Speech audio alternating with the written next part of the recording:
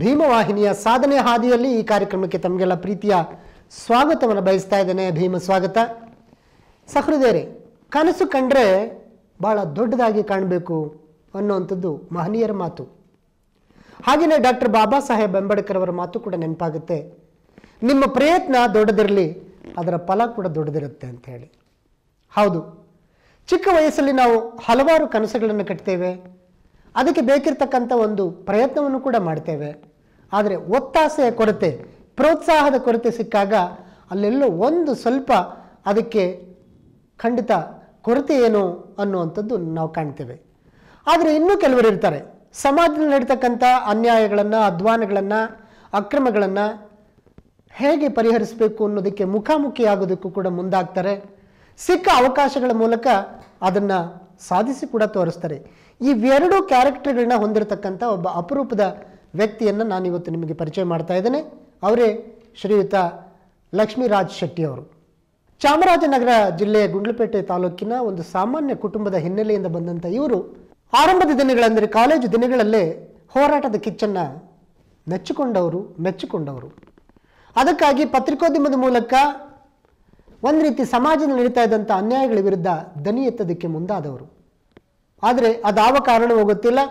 ತಕ್ಷಣ ಅದಕ್ಕೆ ಪೂರ್ಣ ವಿರಾಮವನ್ನು ನೀಡಿ ಸಿನಿಮಾ ಕ್ಷೇತ್ರದ ಹತ್ರ ಬರ್ತಾರೆ. ಸಿನಿಮಾ ಕ್ಷೇತ್ರದಲ್ಲೂ ಒಂದಷ್ಟು ಅನುಭವಗಳನ್ನು ಪಡ್ಕೊಂಡ ನಂತರ ಕಿರುತೆರೆಗೆ, ವಿಶೇಷವಾಗಿ ದೂರದರ್ಶನಕ್ಕೆ ಬರ್ತಾರೆ. ದೂರದರ್ಶನದಲ್ಲಿ ಸಿಕ್ಕಂಥ ಅವಕಾಶವನ್ನು ಸಮರ್ಥವಾಗಿ ಬಳಸಿಕೊಳ್ಳೋದ್ರ ಮೂಲಕ ಇವತ್ತು ಅವರ ಸಿನಿಮಾ ಪಯಣದಲ್ಲಿ ಗಟ್ಟಿಯಾಗಿ ನಿಲ್ಲೋದಕ್ಕೆ, ಎಲ್ಲರನ್ನೂ ಕೂಡ ತಮ್ಮತ್ತ ಆಕರ್ಷಣೆ ಮಾಡೋದಕ್ಕೆ ಆ ಒಂದು ತಾಕತ್ತು ಅನುಕೂಲ ಆಯ್ತೇನೋ ಅನ್ನುವಂಥದ್ದು ನನ್ನ ಭಾವನೆ. ಆದರೆ ಅವರು ಏನು ಹೇಳ್ತಾರೋ ಗೊತ್ತಿಲ್ಲ. ಬನ್ನಿ ಹಾಗಾದರೆ ಅವ್ರನ್ನೇ ಕೇಳೋಣ. ಕನ್ನಡ ಸಿನಿಮಾ ಲೋಕದ ನಾಯಕ ನಟ, ನಿರ್ದೇಶಕ ಹಾಗೂ ಚಿತ್ರರಂಗದ ಹಲವು ಆಯಾಮಗಳಲ್ಲಿ ಇವತ್ತು ಬೆರಗು ಮೂಡಿಸ್ತಾ ಇರತಕ್ಕಂಥ ಶ್ರೀಯುತ ಲಕ್ಷ್ಮೀರಾಜ್ ಶೆಟ್ಟಿ ಅವ್ರನ್ನ ನಾನು ಸಾಧನೆಯ ಹಾದಿಯಲ್ಲಿ ಕಾರ್ಯಕ್ರಮಕ್ಕೆ ಬರಮಾಡ್ಕೊಳ್ತೇನೆ. ನಮಸ್ಕಾರ ಲಕ್ಷ್ಮೀರಾಜ್ ಶೆಟ್ಟಿ ಅವರೇ, ಕಾರ್ಯಕ್ರಮಕ್ಕೆ ಸ್ವಾಗತ. ನನಗೆ ಇವತ್ತಿನ ಸಿನಿಮಾ ಜಗತ್ತಿನ ಪಯಣಕ್ಕೆ ಅಂತ ಮುಖ್ಯವಾಗಿ ನನಗೆಲ್ಲೋ ಒಂದು ಕಡೆ ನೀವು ಗುಂಡ್ಲುಪೇಟೆಯ ಆ ಸಾಮಾನ್ಯ ಕುಟುಂಬದ ವಾತಾವರಣದಲ್ಲಿ ಕಲಿತದ್ದು, ಓದುವ ದಿನಗಳಲ್ಲೇ ಸಮಾಜದ ವೈರುಧ್ಯಗಳ ವಿರುದ್ಧ ದನಿ ಎತ್ತುವಂಥದ್ದು, ಇವೆಲ್ಲ ಹೇಗೆ ಸಾಧ್ಯ ಆಯಿತು? ನಮ್ಮ ತಂದೆ ಬೇಸಿಗೆ ಟೀಚರ್ ಆಗಿದ್ದರು. ಅವರ ಗುಣ ಹೇಗಿತ್ತು ಅಂದರೆ ತುಂಬ ಸಾತ್ವಿಕ ಸ್ವಭಾವ. ಅಲ್ಲೇನಾದ್ರು ಮೋಸ ಅನ್ಯಾಯ ನಡೆದ್ರೆ ಅದು ಪ್ರತಿಭಟನೆ ಮಾಡ್ತಿರಲಿಲ್ಲ, ಸೈಲೆಂಟಾಗಿ ಓಡೋಗ್ತಾಯಿದ್ರು. ನನಗೆ ಹೇಳ್ತಾಯಿದ್ರು, ಮಾಡ್ಕೊಳ್ಳಿ ಬಿಟ್ಬಿಡು, ನಾವು ಯಾಕೆ ಅದಕ್ಕೆ ಹೋಗೋಣ ಅಂತ. ಆದರೆ ನನ್ನಲ್ಲಿ ಕುದೀತಾ ಇತ್ತು. ಏನಂತಂದರೆ ಇವತ್ತು ಇವ್ರಿಗೆ ಮಾಡ್ತಾರೆ, ನಾಳೆ ಅವ್ರಿಗೆ ಮಾಡ್ತಾರೆ, ನಾಳೆ ಇನ್ನೊಬ್ರಿಗೆ ಮಾಡ್ಕೊಂಡು ಹೋಗ್ತಾರೆ. ಅವ್ರು ಮಾಡ್ಕೊಂಡು ಹೋಗ್ತಾ ಹೋದಷ್ಟು ಅವರ ಇದು ಬೆಳೀತಾ ಹೋಗುತ್ತೆ ವಿನ ಅವ್ರನ್ನ ಕಂಟ್ರೋಲ್ ಮಾಡೋಕ್ಕೆ ಯಾರು ಇಲ್ವಾ ಅಂತ ಕೇಳಿದೆ. ಅವ್ರವ್ರ ಪಾಪ ಅವ್ರವ್ರು ಮಾಡ್ತಾರೆ ಬಿಡು ಅಂತ ನಮ್ಮಪ್ಪ ಹೇಳಿದ ಇವತ್ತಿಗೂ ನೆನಪಾಗುತ್ತೆ. ಅದು ನನಗೆ ತಡೆಯೋಕ್ಕಾಗಲಿಲ್ಲ. ನನ್ನ ಕಂಟ್ರೋಲ್ ತಪ್ಪಿ ಪತ್ರಿಕೋದ್ಯಮದಲ್ಲಿ ಅವಾಗ ಚಿಕ್ಕ ವಯಸ್ಸಿನ ಬರೆಯೋ ಅಭ್ಯಾಸ ಇತ್ತು, ಕವನ ಬರೆಯೋದು ಅದೆಲ್ಲ ಅಭ್ಯಾಸ ಇತ್ತು. ಮೊದಲ ಆರ್ಟಿಕಲ್ ಬರೆದಿದ್ದು PUC ಓದುವಾಗ. ಫಸ್ಟ್ ಅಲ್ಲಿ ಅವಾಗ ವಾಂಚಲ್ಯ ಅಂತ ಒಂದು ಪತ್ರಿಕೆ ಇತ್ತು. ವಾಂಚಲ್ಯಕ್ಕೆ ಫಸ್ಟ್ ಬರೆದೆ ಆರ್ಟಿಕಲನ್ನು, ಬಂತು ಅವಾಗ. ಅಲ್ಲಿಂದ ಆರಂಭ ಆದದ್ದು ನನಗೆ. ವಾಂಚಲ್ಯದಿಂದ ಮೈಸೂರಲ್ಲಿ ಮೈಸೂರು ಮಿತ್ರ ಪತ್ರಿಕೆಗೆ ಬರೆದೆ, ಮಹಾನಂದಿ ಪತ್ರಿಕೆಗೆ ಬರೆದೆ, ಆಂದೋಲನ ಪತ್ರಿಕೆಗೆ ಬರೆದೆ, ಕೊನೆಗೆ ಮೈಸೂರಿಗೆ ಶಿಫ್ಟ್ ಆದೆ ಡಿಗ್ರಿ ಮುಗಿಸ್ಕೊಂಡು. ಪತ್ರಿಕೋದ್ಯಮದಲ್ಲಿ ಉಳ್ಕೊಳ್ಬೇಕು ಅನ್ನೋ ಕಾರಣಕ್ಕೆ ಅಲ್ಲಿಂದ ಮೈಸೂರು ಶಿಫ್ಟ್ ಆದೆ. ಮೈಸೂರಲ್ಲಿ ಪತ್ರಿಕೋದ್ಯಮ ನನ್ನನ್ನು ಸ್ವೀಕರಿಸ್ತು, ನನ್ನ ತನಿಖಾ ವರದಿಗಳೆಲ್ಲ ವಿಜೃಂಭಿಸ್ತು. ಆ ಕಾಲಘಟ್ಟದಲ್ಲಿ ಮೈಸೂರಲ್ಲಿ ನನ್ನ ರೆಬಲ್ ರಿಪೋರ್ಟರ್ ಅಂತ ಕೂಡ ಒಂದು ಟೈಟಲ್ ಕೊಟ್ಟಿದ್ರು. ಆ ಮಟ್ಟದಲ್ಲಿ ತನಿಖಾ ವರದಿಗಳನ್ನ ಬರೀತಾ ಇದೆ.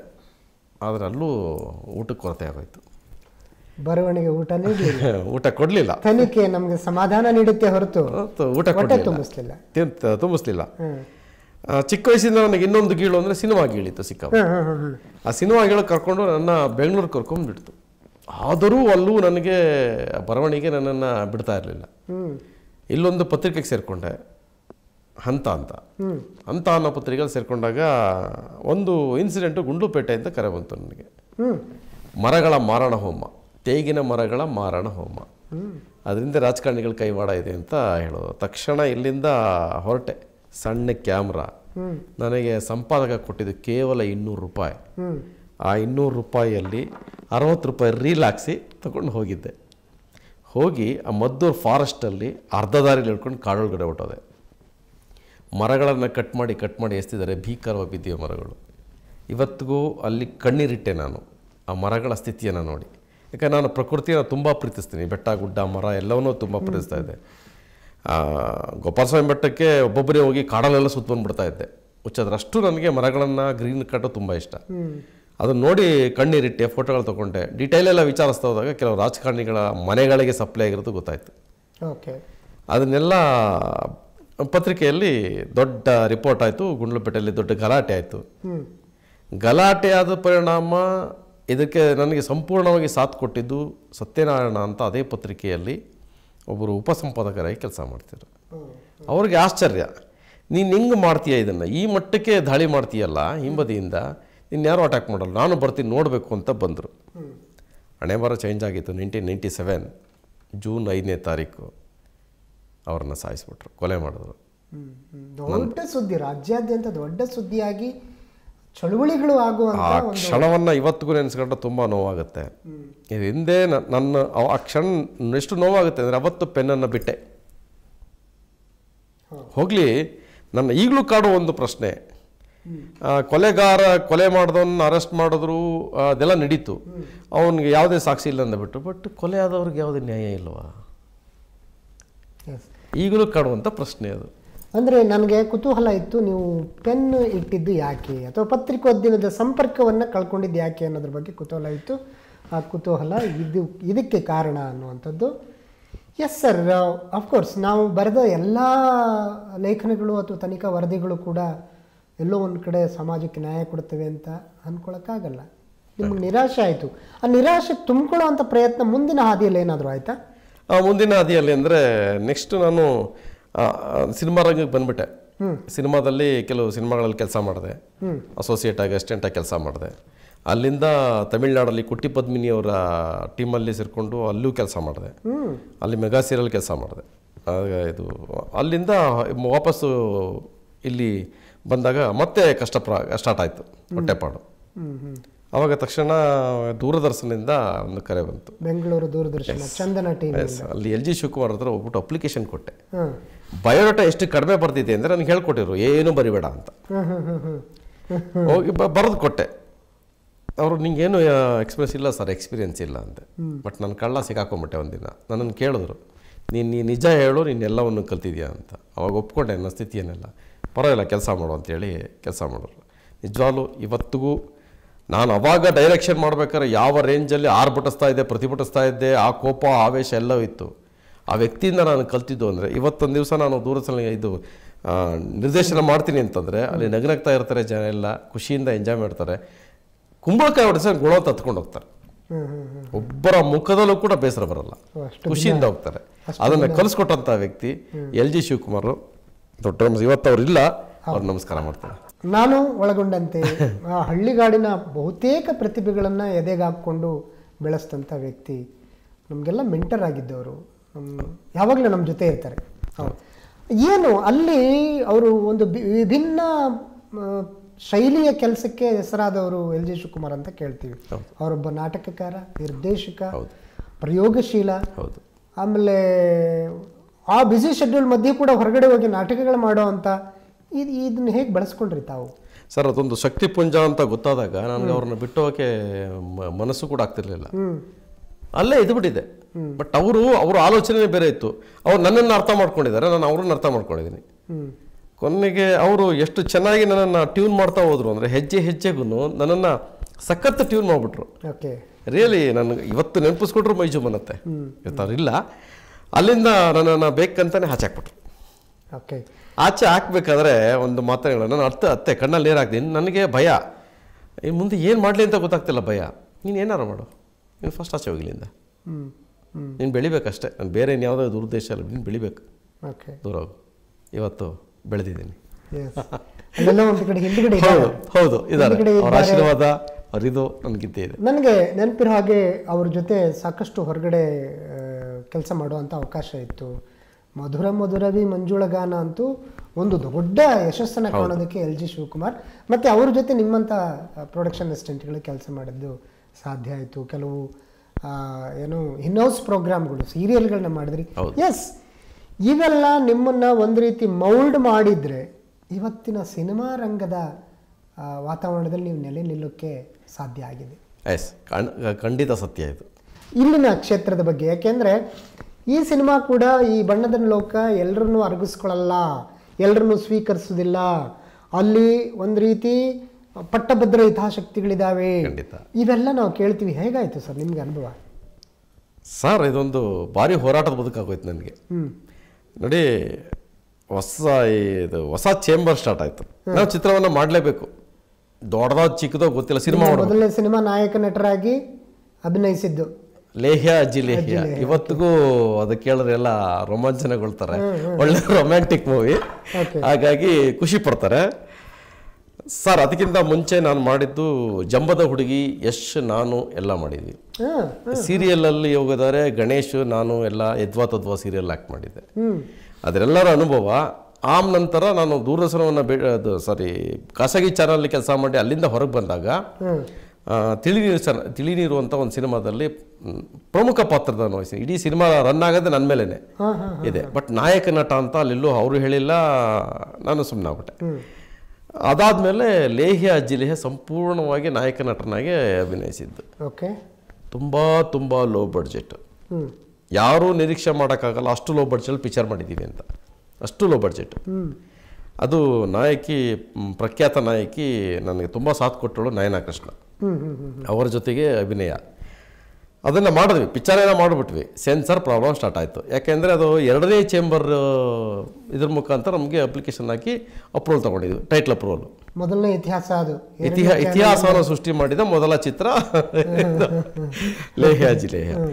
ಅದನ್ನು ತೊಗೊಂಡೋಗಿ ಸೆನ್ಸರ್ ಕೊಟ್ಟೆ, ರಿಜೆಕ್ಟ್ ಮಾಡೋರು, ಮಾಡ್ಲಿಕ್ಕಾಗಲ್ಲ ಇದನ್ನು. ಯಾಕೆಂದರೆ ಅದು 2ನೇ ಚೇಂಬರು, ಅದಕ್ಕೆ ಅರ್ಹತೆ ಇಲ್ಲ. ಅರ್ಹತೆ ಇಲ್ಲ ಅಂದ್ರೆ ಏನಕ್ಕೆ ಅರ್ಹತೆ ಇಲ್ಲ? ನನ್ನ ಪ್ರಶ್ನೆ ಶುರುವಾದಾಗ ಸರಿ ಅವರು ಇಲ್ಲ ನಾವೇನು ಮಾಡ್ಲಿಕ್ಕಾಗಲ್ಲ, ಐಮ್ ಹೆಲ್ಪ್ಲೆಸ್ ಅಂತ ಹೇಳೋರು. ತಕ್ಷಣ ನನಗೆ ಒಬ್ಬರು ಹೆಲ್ಪ್ ನಿಂತರು. ಅವ್ರು ಹೇಳಿದ್ರು ಮಲಯಾಳಿಲಿ ಸೇಮ್ ಇದೇ ಪ್ರಾಬ್ಲಮ್ ಆಗಿದೆ, ಅವರು ಇಡೀ ಚೇಂಬರ್ ಲೆಟ್ರು ಇಲ್ಲ ಏನಿಲ್ಲ, ಅವರು ಸೆನ್ಸರ್ ಮಾಡಿಸ್ಕೊಂಡಿದ್ದಾರೆ ಅಂತ. ನಾನು ಅವ್ರನ್ನ ಕಾಂಟ್ಯಾಕ್ಟ್ ಮಾಡಿದೆ. ಅವ್ರು ಹೇಳಿದ್ರು ಡೋಂಟ್ ವರಿ, 1952 ಆ್ಯಕ್ಟ್ ಪ್ರಕಾರ, ಸಿನಿಮಾಟೋಗ್ರಫಿ ಆ್ಯಕ್ಟ್ ಪ್ರಕಾರ ಅದನ್ನು ಫಾಲೋ ಮಾಡಿ ಅವ್ರು ಮಾಡ್ಕೊಡ್ಲೇಬೇಕಾಗತ್ತೆ ಅಂದರು.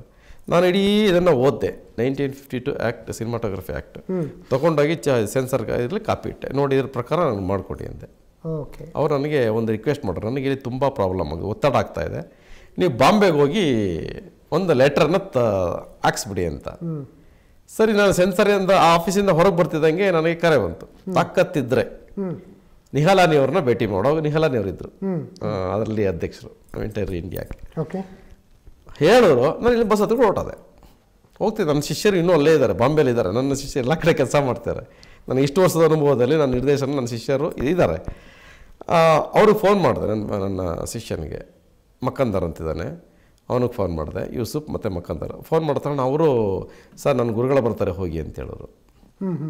ನಾನು ಹೋಗಿ ಅಲ್ಲಿ ಆಫೀಸಲ್ಲಿ ಕೂತಿದ್ದೀನಿ. 10 ನಿಮಿಷಕ್ಕೆ ಒಬ್ಬರು ವ್ಯಕ್ತಿ ಬಂದರು. ಯಾಕೆ? ಅವನೇ ಲಕ್ಷ್ಮೀನಾಥ್ ಶೆಟ್ಟಿ ಸರ್, ಮೇಹು ಅಂದೆ ಅಂತ. ಅಣ್ಣ Kannada? Yes sir Kannada.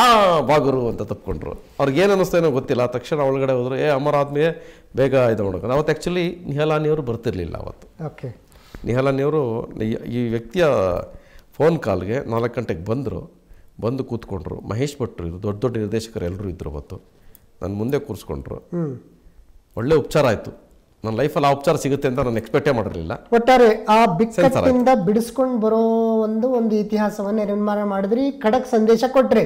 S, ನಮಗೂ ಗೊತ್ತು ಜನ, ನಾವು ಮುನ್ನುಗ್ತೀವಿ, ನಾವೆಲ್ಲ ಪೆನ್ ಹಿಡಿದು ಗನ್ಗಿಂತ ಮುಖ್ಯವಾದಂಥ ಪೆನ್ ಹಿಡಿದು ಹೋರಾಟ ಮಾಡಿ ಬಂದಿರೋರು ಅಂತ ತೋರಿಸ್ಕೊಟ್ರಿ. ಎಸ್ ಸರ್, ನಂತರ ನೀವೇ ನಿರ್ದೇಶನ ಕೇಳಿದ್ರಿ, ನೀವೇ ನಟನೆ ಕೂಡ ಮಾಡಿದ್ರಿ. ಈ ಒಂದು ದ್ವಿಪಾತ್ರದ ಎಕ್ಸ್ಪೀರಿಯನ್ಸ್ ಹೇಗಿತ್ತು ಸರ್? ಹಿಂದೆ ಟೆಲಿಫಿಲಮ್ಗಳನ್ನ ಮಾಡಿದ್ದೆ. ಆ ಟೆಲಿಫಿಲಮ್ ಮಾಡಬೇಕಾದ್ರೆ ಅದರ ಅನುಭವ ಇತ್ತು. ಅದಕ್ಕಿಂತ ಹೆಚ್ಚಾಗಿ ಸಿನಿಮಾ ರಂಗದಲ್ಲಿ ಕೆಲಸ ಮಾಡಬೇಕಾದ್ರೆ ಅವಾಗ ರೀಲ್ ಇದ್ದಿತ್ತು. ಇವಾಗೇನೋ ಮಾನಿಟರ್ ನೋಡ್ಕೊತಾರೆ, ಅವಾಗ ರೀಲ್ ಕಣ್ಣು ಕಾವು ನೋಡ್ಕೋಬೇಕಾಯ್ತು. ಒಂದು ನಾವು ಅಭಿನಯವನ್ನು ಹೇಳ್ಕೊಡ್ಬೇಕು. ಅದಕ್ಕಿಂತ ಮುಂಚಿತವಾಗಿ ನನಗೆ ಅಭಿನಯದಲ್ಲಿ ಸ್ವಲ್ಪ ಇತ್ತು, ರಂಗಭೂಮಿಲಿ ಇತ್ತು, ಕಲ್ತಿದ್ದೆ, ಎಲ್ಲವೂ ಕಲ್ತಿದ್ದೆ. ಇನ್ನು ಶಾರ್ಟ್ಸ್ ವಿಷಯದಲ್ಲಿ ಏನೂ ಇರಲಿಲ್ಲ.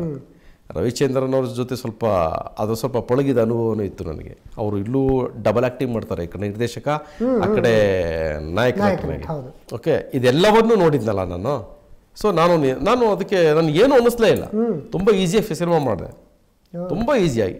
ಯಾರಿಗೆ ಅಂತ ಮೊದಲ ನಿರ್ದೇಶನದ ಸಿನಿಮಾ. ನೀವೇ ನಾಯಕರು? ನಾನೇ ನಾಯಕ. ಅದರಲ್ಲಿ 3 ಜನ ನಾಯಕರು ಬರ್ತಾರೆ. ಹಾರರ್ ಎಫೆಕ್ಟ್ ಇದೆ. It was one of crime movie. ಅದನ್ನು ಮಾಡಿದೆ.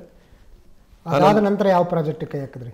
ಅದಾದ ನಂತರ ದ ಇಮೇಜ್ ಅಂತ ಕ್ಲೈಮ್ಯಾಕ್ಸ್ ಅಂತ ಬಂದು ನಿಂತಿದೆ. ಅದು ಯಾವಾಗ ಸ್ಟಾರ್ಟ್ ಮಾಡ್ತಾರೋ ಗೊತ್ತಿಲ್ಲ ನಿರ್ಮಾಪಕರು. ಅದು ಒಂದು. ನಂತರ ಹೈಕ್ಲೋ ಅಂತ ಒಂದು ಸಿನಿಮಾ, ಮಕ್ಕಳ ಸಿನಿಮಾ ಆಯಿತು. ಅದೀಗ ಸೆನ್ಸರ್ ರೆಡಿ ಆಗ್ತಾ ಇದೆ. ಆಮೇಲೆ ಈಗ ಗುಪ್ತಗಾಮಿನಿ ಅಂತ ಮಾಡಿ ಮುಗಿಸಿದ್ದೀನಿ, ಈಗ ರೆಡಿ ಆಗ್ತಿದೆ. ನೆಕ್ಸ್ಟ್ ಕರ್ಷ ಅಂತ ರೆಡಿ ಆಗ್ತಾ ಇದೆ. ನೆಕ್ಸ್ಟ್ ಮಂತಿಂದ ಶೂಟಿಂಗ್ ಸ್ಟಾರ್ಟ್ ಆಗುತ್ತೆ. ಗುಪ್ತಗಾಮಿನಿ ಮುಗಿದಿದೆ ಪ್ರಾಜೆಕ್ಟ್ ಮುಗಿದಿದೆ. ಎಡಿಟಿಂಗ್ 70% ಎಡಿಟಿಂಗ್ ಆಗಿದೆ. ನೆಕ್ಸ್ಟ್ ಮಂತು ಸೆನ್ಸರ್ಗೆ ಹೋಗ್ತೀನಿ. ಡಿಸೆಂಬರ್ಲಾಗಲ್ಲ, ಜನವರಿ ಸೆನ್ಸರ್ಗೆ ಹೋಗ್ತೀನಿ.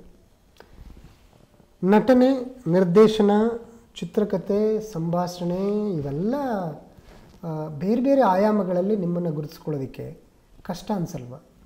ಖುಷಿ ಆಗುತ್ತೆ ಸರ್. ಅಂದರೆ ಯಾವಾಗಲೂ ಮನುಷ್ಯನಿಗೆ ಸವಾಲು ಬೇಕು. ಸವಾಲು ಬೇಕು.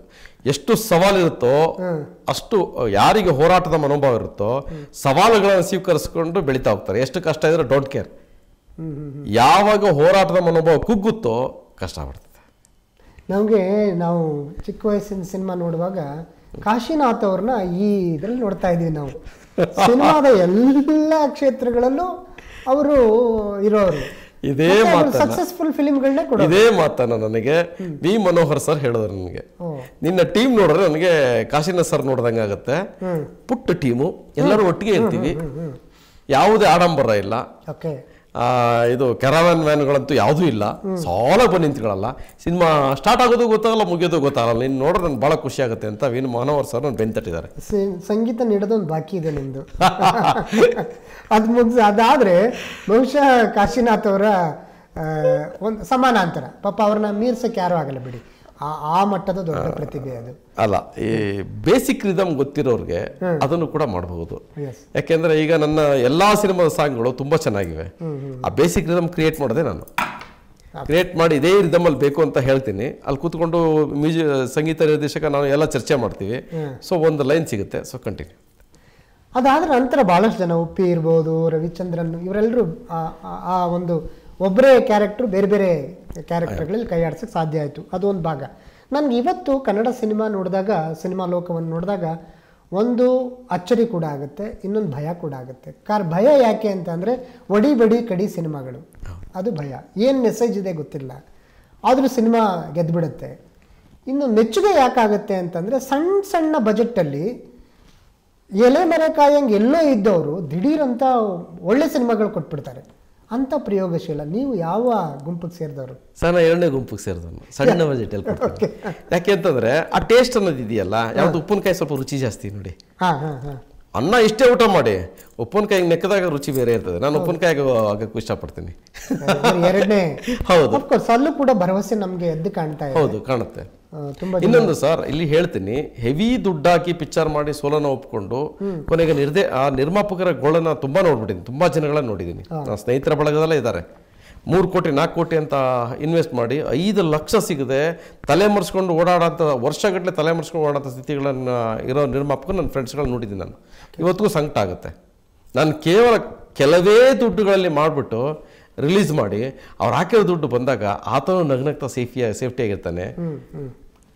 ಚಿತ್ರ ಮಾಡೋಕ್ಕೆ ಅನುಕೂಲ ಆಗುತ್ತೆ ಅಷ್ಟೇ. ಕನಿಷ್ಠ ಹಾಕಿದ ಬಂಡವಾಳನಾದ್ರೂ ಕೈಗೆ ಸಿಕ್ಕರೆ. ಹೌದು, ಒಂದು ಸಣ್ಣ ಇದಿದೆ ನೋಡಿ, ಹೆಚ್ಚು ದುಡ್ಡು ಹಾಕಿದ್ರು ಅಷ್ಟೇ ಫ್ರೇಮ್, ಸಣ್ಣ ದುಡ್ಡು ಹಾಕಿದ್ರು ಅಷ್ಟೇ ಫ್ರೇಮ್. ಜನ ಯಾವತ್ತೂ ನೀನು ಕ್ರೇನ್ ಬಳಸಿಲ್ಲ, ಅದು ಬಳಸಿಲ್ಲ, ಇದು ಬಳಸಿಲ್ಲ ಅಂತ ಕೇಳಲ್ಲ. ಎಂಟರ್ಟೈನ್ಮೆಂಟ್ ಸಿಗ್ತಾ ಖುಷಿ ಪಡ್ತಾರೆ. ಲೈಕ್ ಮಾಡೋದು ಎಂಟರ್ಟೈನ್ಮೆಂಟ್. ನಾವು ಕೊಡಬೇಕಾಗಿದ್ದು ಎಂಟರ್ಟೈನ್ಮೆಂಟ್. ಈ ಕೊಡಬೇಕಾದದ್ದು ಅನ್ನೋ ಮಾತು ಬಂದಾಗ ಈ ಸಿನಿಮಾ ಥಿಯೇಟ್ರಲ್ಲಿ ಕೂತ್ಕೊಂಡಾಗ ಅದರ ಕ್ವಾಲಿಟಿ ಬಗ್ಗೆ ನಮಗೆ ನೋಡುಗರಿಗೆ ಎಲ್ಲೋ ಒಂದು ಏನಿದು ಕ್ವಾಲಿಟಿ ಡಲ್ ಆಗಿದೆಯಲ್ಲ ಈ ಥರದ್ದೆಲ್ಲ ಒಂದು ಅಭಿಪ್ರಾಯ ಇಲ್ಲಿ ನೋಡಿ, ನಾವು ಕೊಡ್ತಕ್ಕಂಥ ಸಿನಿಮಾ ಇದಕ್ಕೆ UFO ಮತ್ತು ಕ್ಯೂಬು ಕೆ ಸಿನಿಮಾ ಇದಕ್ಕೆಲ್ಲ ಮಿನಿಮಮ್ 1800 GB ತನಕ ಇರುತ್ತೆ ನಾವು ಕೊಡ್ತಕ್ಕಂಥ DPX 800 GB. ಓಕೆ, ಅದನ್ನ ಅವರು MPEG 4 ಮತ್ತು ಇದರಲ್ಲಿ ಕನ್ವರ್ಷನ್ ಮಾಡ್ತಾರೆ. 4.5 GB ಇಂದ 5 GB ಇಳಿಸ್ತಾರೆ. ಅಂದ್ರೆ ಕ್ವಾಲಿಟಿ ಅಲ್ಲಿಗೆ ಕುಟ್ಟೋಯ್ತು. ಅಲ್ಲ, ನಾವೇ 4.5 GB ಬೇಕಾದ್ರೆ ಹೈ ಕ್ವಾಲಿಟಿ ಕೊಡ್ತೀವಿ, ಚಿಂತೆ ಇಲ್ಲ. ಆದ್ರೆ ಅಲ್ಲಿ ಬಿಟ್ ರೇಟ್ ಅಂತ ಬರುತ್ತೆ, ಬಿಟ್ ರೇಟ್ ಎಳೆದು ಬಿಡ್ತಾರೆ. ಆ ಬಿಟ್ ರೇಟ್ ಎಳೆದ್ರೆ ಏನಾಗುತ್ತೆ, ಆ ಕ್ವಾಲಿಟಿ ಎಲ್ಲ ಡಿಕ್ರೀಸ್ ಆಗ್ಬಿಡುತ್ತೆ, ಪ್ಲೀಚ್ ಬರುತ್ತೆ ಸಿನಿಮಾ. ಇದು ಎಷ್ಟು ಹಿಂಸೆಯನ್ನು ಕೊಡುತ್ತೆ ಅಂದರೆ ಸರ್ ನಾನು 1 ಲಕ್ಷದಲ್ಲಿ ಸಿನಿಮಾ ಮಾಡೋದು, 10 ಕೋಟಿ ಸಿನಿಮಾ ಮಾಡೋದು, ಅವರು ಕ್ವಾಲಿಟಿ ಒಂದೇ ಇರುತ್ತೆ. ಇದ್ರ ಮೇಲೆ ಭಾಳ ನೋವು ಕೊಡುತ್ತೆ ಸರ್. ಇದ್ರ ವಿರುದ್ಧ ನಾನು ಜಗಳ ಕೂಡ ಆಡಿದ್ದೀನಿ UFO ಕ್ಯೂಬ್ ಜೊತೆ. ಓಕೆ, ಅವರು ನಾವೇನು ಮಾಡ್ಲಿಕ್ಕಾಗಲ್ಲ ಸರ್ ಅಂತ ಹೇಳಿದ್ದಾರೆ. ನಾನೇ ತೊಗೊಂಡೋಗಿ MPEG 4 ಪೆನ್ ಡ್ರೈವಲ್ಲಿ ಥಿಯೇಟ್ರಲ್ಲಿ ಚೂಸರಿ ಬ್ಯೂಟಿಫುಲ್ ಆಗಿರುತ್ತೆ. ಹಿಂಗಿದೆ. ಆದರೆ ಒಳ್ಳೆ ಸಿನಿಮಾ ಮಾಡೋರಿಗೆ ಈ ಥರದ ಸವಾಲುಗಳಿದೆ. ಅದಕ್ಕೆ ನಾನು ಅನ್ಕೋತಾ ಇದ್ದೀನಿ, ಎಲ್ಲರೂ ಹೇಳ್ತಾ ಇದ್ದೀನಿ, ನಮಗೆ ನಿರ್ದೇಶಕರ ಬಳಗಕ್ಕೆ ಎಲ್ಲರಿಗೂ ಹೇಳ್ತಾ ಇದ್ದೀನಿ, ಇಲ್ಲ ಪ್ರತಿಭಟನೆ ಮಾಡೋಣ, ಇಲ್ಲ ಯಾಕಂದ್ರೆ ನಾವು ಮಾಡಿರೋ ಅಷ್ಟು ಕೆಲಸಗಳು ವೇಸ್ಟ್ ಆಗ್ತಾ ಇದೆ, ಇಲ್ಲ ಪ್ರತಿಭಟನೆ ಮಾಡಬೇಕು ಅಂತ ಎಚ್ಚರಿಕೆಯನ್ನು ಕೊಟ್ಟಿದ್ದೀನಿ. ಗೊತ್ತಿಲ್ಲ ಯಾವತ್ತು ಸುರೋಚ್ಕೋತೀವೋ ಗೊತ್ತಿಲ್ಲ. ಬಟ್ ಅಲ್ಲಿ UFO ಕ್ಯೂಬ್ ವಿರುದ್ಧ ನಿರ್ದೇಶಕರೆಲ್ಲರೂ ಒಗ್ಗೂಟಿ ಪ್ರತಿಭಟನೆ ಮಾಡಬೇಕು ನಿರ್ಧಾರಕ್ಕಂತೂ ಬರ್ತಾ ಇದ್ದೀವಿ. ನೋವಾಗುತ್ತೆ ಸರ್, ತುಂಬ ನೋವಾಗುತ್ತೆ. ಹೌದು, ಅದು ನೇರವಾಗಿ ನಮಗೆ ಥಿಯೇಟ್ರು ಮತ್ತೆ ಪ್ರೇಕ್ಷಕನ ಮಧ್ಯೆ ₹100 ಕೊಟ್ಟು ನೋಡ್ತಕ್ಕಂಥ ಒಬ್ಬ ಪ್ರೇಕ್ಷಕ ಅಷ್ಟು ಕಳಪೆ ಮಟ್ಟದಲ್ಲಿ ನೋಡಬೇಕು ಅಂದರೆ ನಮಗೆಷ್ಟು ನೋವಾಗುತ್ತೆ. ಓಕೆ, ಈ ಥರದ್ದು ಒಂದು ರೀತಿ ಇದೇನಾದರೂ ಹೊಸಬರನ್ನ ದೂರ ಇಡೋವಂಥ ಪ್ರಯತ್ನನ ಅಥವಾ ಆ ಥರದ, ನಾನು ಆಗಲೇ ಹೇಳಿದ್ನಲ್ಲ, ಒಂದು ಮಾಫಿಯಾ, ಸಿನಿಮಾ ಮಾಫಿಯಾ, ಹೌದು, ಈ ಥರದ ಕಬ್ಜಾ ಮಾಡ್ಕೊಂಡಿರೋರು ಕೆಲಸನ ಇದು? ಆ ಥರ ಹೇಳಲಿಕ್ಕೆ ಬರೋದಿಲ್ಲ. ಯಾಕೆಂದರೆ ಥಿಯೇಟ್ರ್ಗಳ ಲೆಕ್ಕಕ್ಕೆ ಹೋದರೆ ನೋಡಿ, ಸಾಮಾನ್ಯ ಥಿಯೇಟ್ರಲ್ಲಿ ಸಿಂಗಲ್ ಸ್ಕ್ರೀನ್ ಅಂತ ಕರಿತೀವಿ. ಆ single ಸ್ಕ್ರೀನಲ್ಲಿ 1K resolution, 1K. Okay, ಇದರಲ್ಲಿ 1.9 ಇದೆ. ಯಾವುದು ಮಾಲ್ಗಳಲ್ಲಿ 1.9 ಬರ್ತದೆ. 1Kನಲ್ಲಿ ಏನು ಬ್ಯೂಟಿ ಇರಲ್ಲ. ಆಮೇಲೆ ಅಲ್ಲಿ ಆ ಪ್ರೊಜೆಕ್ಷನಲ್ಲಿ ಒಂದೇ ಒಂದು ಲೈಟ್ ಆನ್ ಮಾಡ್ತಾರೆ, ಪ್ರೊಜೆಕ್ಟರ್ದು. ಅಟ್ಲೀಸ್ಟ್ 2 ಲೈಟ್ ಆನ್ ಮಾಡಿದ್ರೆ ಅಟ್ಲೀಸ್ಟ್ ಒಂದು ಸ್ವಲ್ಪ ಡೆಪ್ತ್ ಆಗಿ ಕಾಣುತ್ತೆ. ಇಲ್ಲ, ಸರೌಂಡಿಂಗ್ ಸುತ್ತ ಬ್ಲ್ಯಾಕ್, ಇದು ಸೆಂಟ್ರಲ್ ಮಾತ್ರ ಲೈಟಿಂಗ್ ಇರ್ತದೆ, ಬ್ಲೀಚ್ ಆಗಿರ್ತದೆ. ಅದನ್ನು ಯಾರು ಟ್ಯೂನ್ ಕೂಡ ಮಾಡಲ್ಲ, ಅಟ್ಲೀಸ್ಟ್ ಪ್ರೊಜೆಕ್ಟರ್ದು ಟ್ಯೂನ್ ಕೂಡ ಮಾಡಲ್ಲ. ಆ ಸೌಂಡ್ ಇನ್ಕ್ರೀಸ್ ಮಾಡೋದಾಗಲಿ ಅದನ್ನು ಮಾಡಲ್ಲ. ಆನ್ ಮಾಡಿ ಬಿಟ್ಬಿಟ್ಟು ಪ್ರೊಜೆಕ್ಟರ್ ಹೋಗಿರ್ತಾರೆ. ನಾನು ಸುಮಾರು ಕಡೆ ಅಬ್ಸರ್ವ್ ಮಾಡಿ ಇದರ ತುಂಬ ಹಿಂಸೆ ಅನ್ಬಿಸ್ಬಿಟ್ಟಿದ್ದೀನಿ ಇವತ್ತು. ಓಕೆ, ಅದು ಕ್ವಾಲಿಟಿ ವೈಸು, ಯಾಕೆಂದ್ರೆ ನೀವೇ ಎಡಿಟರು ಅಂತ ಕೂಡ ಕೇಳಿದ್ದೀನಿ. ನನ್ನ ಸ್ಟುಡಿಯೋಯಿಂದ ಸಿನಿಮಾ ಆಚೆಗೆ ಹೋಗೋದು 2 ವಿಷಯಕ್ಕೆ ಮಾತ್ರ, ಒಂದು ರೀ ರೆಕಾರ್ಡಿಂಗು, ಇನ್ನೊಂದು ಡಬ್ಬಿಂಗಿಗೆ. ಮಿಕ್ಕದ ಎಲ್ಲವೂ ಔಟ್ಪುಟ್ ಅಲ್ಲಿಂದನೇ ಹೋಗಿರುತ್ತೆ. ಓಕೆ, ನನಗೆ ಇನ್ನೊಂದು ಕ್ವಾಲಿಟಿ ನಿಮ್ಗೆ ಬಹಳ ಇಷ್ಟವಾದದ್ದು ನಿಮ್ಮ ಕಡೆಯಿಂದ, ನೀವೊಬ್ಬ ಚಿತ್ರಕಲಾವಿದ. ಹೌದು ಸರ್. ಆ ಕಲಾವಿದನಿಗೆ ಸರಿಯಾಗಿ ನ್ಯಾಯ ಕೊಟ್ಟಿಲ್ಲ ಅನ್ನುವಂಥ ಆರೋಪ ನಂದು. ಯಾಕೆಂದರೆ ಭಾಳ ಒಳ್ಳೆ ಸಿನಿಮಾ, ಪೇಂಟಿಂಗ್ ಮಾಡಿದಿರಿ. ಹೌದು, LG ಶಿವಕುಮಾರ್ ಅವರ ಸುಮಾರು 10 ಪುಸ್ತಕಗಳಿಗೆ ಮುಖಚಿತ್ರಗಳನ್ನು ನೋಡಿದಾಗ